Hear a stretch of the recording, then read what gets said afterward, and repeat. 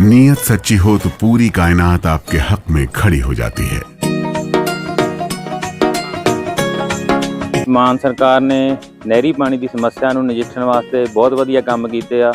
ਸਾਡੇ ਖੇਤਾਂ ਨੂੰ ਪਾਣੀ ਪੂਰਾ ਲੱਗਣ ਲੱਗ ਪਿਆ ਜੀ। मांझा, मालवा, दुआबा और पुआध के इलाके दुआएं दे रहे हैं। ਮਾਨ ਸਰਕਾਰ ਦਾ ਬਹੁਤ ਬਹੁਤ ਧੰਨਵਾਦ ਕਰਦੇ ਹਾਂ। ਐਸ ਜੂਨ ਜੁਲਾਈ ਜਦੋਂ ਝੋਨੇ ਦੀ ਫਸਲ ਹੋਊਗੀ ਇਹ 85% ਤੇ पहुंच जाएंगे।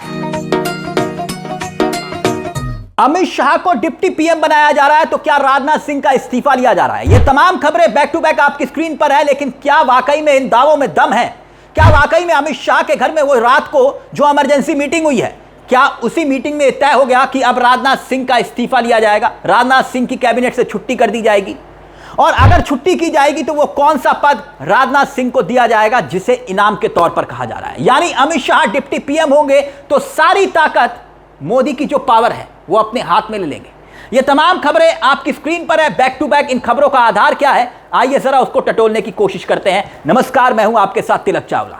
सबसे पहले हेडलाइंस देखिए, कोई खबरें हवा हवाई नहीं है, हेडलाइंस आपके सामने होंगी, अखबारों की सुर्खियां आपके सामने होंगी। हेडलाइंस में क्या लिखा है? राजनाथ सिंह ने दिया इस्तीफा तो मिल सकता है सबसे बड़ा पद, अमित शाह का भी होगा प्रमोशन। अगली हेडलाइन देखिए, हेडलाइन नंबर 2। हेडलाइन में लिखा है कि कैबिनेट फेरबदल में अमित शाह का बढ़ सकता है कद, अटकलें तेज। तो खबर वाकई में चौंकाने वाली है कि अमित शाह के घर पर कल रात कुछ देर पहले एक बड़ी इमरजेंसी मीटिंग हुई, बड़ी बैठक। और यह बड़ी महत्वपूर्ण बैठक उससे भी बड़ी थी जब मोदी जी सेवा तीर्थ के नाम पर 4 घंटे तक पूरी सरकार के सभी सचिवों को बुलाकर इवेंट कर रहे थे। मेरे शब्द को गौर करिएगा, इवेंट यानी कि सारे टॉप के नौकरशाह वहां पर मौजूद थे, लेकिन क्या वहां पर इवेंट किया जा रहा था? 4 घंटे तक वो बैठक चली थी। उससे बड़ी बैठक अमित शाह के घर पर चली और यहां पर 3 लोग मौजूद थे, सिर्फ 3 लोग। अभी मैंने कहा ना, ये तमाम खबरें अब एक एक करके हम आपके सामने रखेंगे। वो 3 लोग कौन मौजूद थे और जो दावा किया जा रहा है कि उस मीटिंग में वो 3 लोग, पहले खुद अमित शाह, दूसरे नितिन नवीन जिन्हें आप बीजेपी के राष्ट्रीय अध्यक्ष कहते हैं, कुछ कहते हैं रबड़ स्टैंप राष्ट्रीय अध्यक्ष, जो भी हो, लेकिन BL संतोष, तीसरा नाम संगठन महामंत्री। यानी कि 3 लोग मीटिंग में बैठे हुए थे और इन तीनों लोगों ने जो चर्चा की, जो तय किया और जो खबर बाहर निकल कर आ रही है, क्या वो विस्फोटक चर्चा है? पहली चर्चा, राजनाथ सिंह की कैबिनेट से छुट्टी होगी। यह अपने आप में चौंकाने वाला है। हालांकि इस्तीफे के बाद एक बड़े इनाम का जिक्र किया जा रहा है। वो मैंने आपको कहा ना, एक बड़ी सी ट्रॉफी दिखाई जा रही है राजनाथ सिंह को और यह ट्रॉफी दिखाकर कहा जा रहा है कि भाई आप कैबिनेट से अब जाइए और आपको एक बड़ा शानदार इनाम दिया जाएगा। तो क्या वाकई में ऐसा होने वाला है? खबर बहुत चौंकाने वाली है। दूसरी खबर, अमित शाह डिप्टी पीएम बनेंगे। डिप्टी पीएम के रूप में जिन अधिकारों को अप्रत्यक्ष रूप से अब तक इस्तेमाल करते आए हैं अमित शाह, अब प्रत्यक्ष रूप से इस्तेमाल करेंगे। यानी कि मोदी की सारी पावर अमित शाह के हाथ में आने वाली है। बहुत चौंकाने वाली खबर। और तीसरी खबर जो अब हम आपके सामने रखेंगे, नितिन गडकरी को निपटाने की बात की जा रही थी ना, लेकिन क्या नितिन गडकरी अमित शाह के अधीन काम करने के लिए तैयार हो गए? क्या वाकई में 2 मंत्रालयों का जिम्मा एक प्रमोशन के रूप में दिया जाएगा ताकि आप अमित शाह के साथ काम करिए? एक्सपीरियंस में बड़े हैं। अब एक एक खबर को गहराई से देखिएगा, समझिएगा, और वो तमाम खबरें बैक टू बैक आपकी स्क्रीन पर होगी। सबसे पहले ये खबर देखिए, खबर क्या कहती है? तथ्यों के आधार पर, और तथ्यों के आधार पर इन खबरों को हम आपके सामने लिख रहे हैं। खबर में लिखा गया है कि फेरबदल की अटकलें तेज। हालांकि अभी तक आधिकारिक तौर पर सरकार की तरफ से कुछ नहीं कहा गया है। उत्तर प्रदेश और पंजाब जैसे राज्यों में होने वाले चुनावों को ध्यान में रखते हुए प्रधानमंत्री नरेंद्र मोदी कुछ बड़े फैसले ले सकते हैं। आगे खबर देखिएगा, असल खबर अब आगे छपी हुई है। असल में फैसला सारा मोदी जी के नाम पर लिखा जाता है वैसे, लेकिन होता वही है जो आप चाहते हैं। मतलब कि एक व्यक्ति जो चाहता है वही होता है। कैबिनेट में अमित शाह गुट के नेताओं को अधिक जगह मिल सकती है। मैंने कहा ना, आप चौंकाने वाली खबर देखिएगा और खबर का मायने समझिएगा।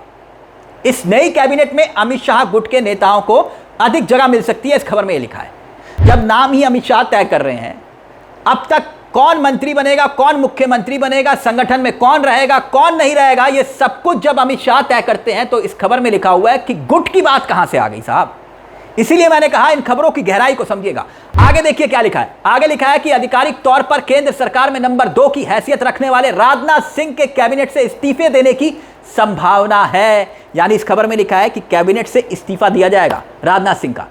ऐसा इसलिए किया जाएगा क्योंकि भाजपा की तरफ से वो अगले साल होने वाले राष्ट्रपति चुनाव में उम्मीदवार बनाए जा सकते हैं। इस खबर में लिखा है राष्ट्रपति के उम्मीदवार। आगे जो लिखा है वो देखिए।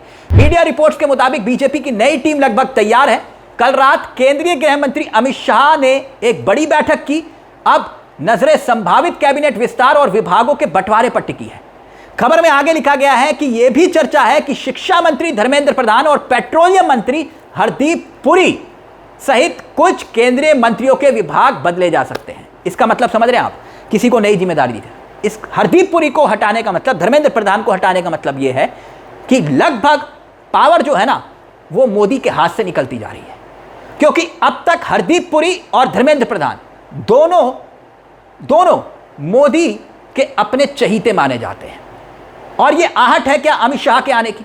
क्योंकि शाह हो सकता है कि ये दावा कर दे कि भाई हमने देखिए स्वच्छता अभियान चलाया और अब एक क्रेडिट हमें दीजिए कि हमने तो देखिए हटा दिया, और इसीलिए सब कुछ हो रहा है। 27 में मौजूदा राष्ट्रपति द्रौपदी मुर्मू का कार्यकाल खत्म हो रहा है। देखिए खबर लिखी हुई है। और इसी साल उत्तर प्रदेश जैसे बड़े राज्यों में विधानसभा चुनाव होने वाले हैं। यह राज्य भाजपा के लिए काफी अहम है। इसीलिए बीजेपी देश के अगले राष्ट्रपति के उम्मीदवार के तौर पर राजनाथ सिंह को आगे कर सकती है।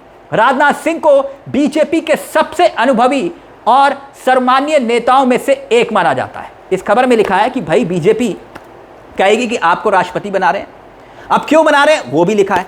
इस खबर में लिखा गया है कि उत्तर प्रदेश के मुख्यमंत्री से लेकर बीजेपी के राष्ट्रीय अध्यक्ष, केंद्रीय गृह मंत्री और मौजूदा रक्षा मंत्री तक का उनका राजनीतिक सफर उन्हें देश के सर्वोच्च संवैधानिक पद के लिए एक मजबूत दावेदार के रूप में पेश करता है। लेकिन सबसे बड़ी जो काबिलियत है, राजनाथ सिंह मोदी गुट के माने जाते हैं और मोदी जी के साथ उनकी वफादारी किसी से छिपी नहीं है। इसलिए कहा जा रहा है कि सबसे मजबूत व्यक्ति राजनाथ सिंह हो सकते हैं। अब आगे देखिए, फेरबदल की संभावनाओं के बीच केंद्रीय गृह मंत्री अमित शाह को लेकर भी चर्चाएं तेज हैं। कुछ जानकारों का मानना है कि आगामी फेरबदल में उन्हें उप प्रधानमंत्री यानी कि डिप्टी पीएम की कुर्सी मिल सकती है।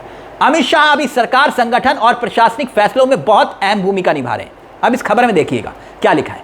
इसलिए उन्हें उप प्रधानमंत्री बनाया जाए या नहीं बनाया जाए, इससे उन पर कोई खास फर्क नहीं पड़ेगा। ये बिल्कुल सही कह रहे हैं, ये बिल्कुल सही कह रहे हैं, क्योंकि फर्क पड़ेगा ही नहीं, क्योंकि अब तक तो फैसले वही ले रहे थे। लेकिन हाँ, एक संकेत जरूर चला जाएगा राजनीतिक रूप से कि उत्तराधिकारी के तौर पर कोई और नाम नहीं, सिर्फ अमित शाह होंगे। इसीलिए डिप्टी पीएम का ये शिगुफा क्या छोड़ा जा रहा है। अब गडकरी को लेकर भी दावा है कि गडकरी को एक बड़ा इनाम दिया जा रहा है। क्या इनाम दिया जा रहा है कि भाई आप अमित शाह के साथ या अधीन में काम करेंगे, आपको 2 कैबिनेट के पद दे दिए। राजनाथ सिंह की रिटायरमेंट की तैयारी, क्या यह सब कुछ तय हो चुका है? इसीलिए मैंने कहा कि इस खबर में बहुत सारी खबरें छिपी हुई हैं। इस पूरे मामले को लेकर आपकी क्या राय है? आपको क्या लगता है कि क्या वाकई में राजनाथ सिंह का इस्तीफा होगा? क्या वाकई में उनको राष्ट्रपति पद से नवाज दिया जाएगा? कभी प्रणब मुखर्जी हुआ करते थे और उसके बाद राष्ट्रपति जैसी भूमिका बहुत महत्वपूर्ण होती है संवैधानिक रूप से, लेकिन उसे हर कोई अपने अपने नजरिए से देखता टटोलता है। इसके साथ साथ जो दूसरी बड़ी खबर कि अगर डिप्टी पीएम बनेंगे अमित शाह, तो सांकेतिक रूप से ये ऐलान होगा आरएसएस को भी कि भाई अब देखिए हम ही हैं उत्तराधिकारी, अब कोई किसी का नाम आगे नहीं। और तीसरी तरफ जिनको हटाया जाएगा उन्हें नितिन नवीन की जो नई टीम है उसमें एडजस्ट किया जाएगा। अपनी राय कमेंट बॉक्स में जरूर दीजिएगा। मुझे तिलक चावला को दीजिए बेल आइकॉन दबा लीजिए। मंच आप ही का है, जहां हम सिर्फ खबर नहीं दिखाते, खबर के पीछे की खबर भी बताते हैं। नमस्कार, जय हिंद, जय भारत।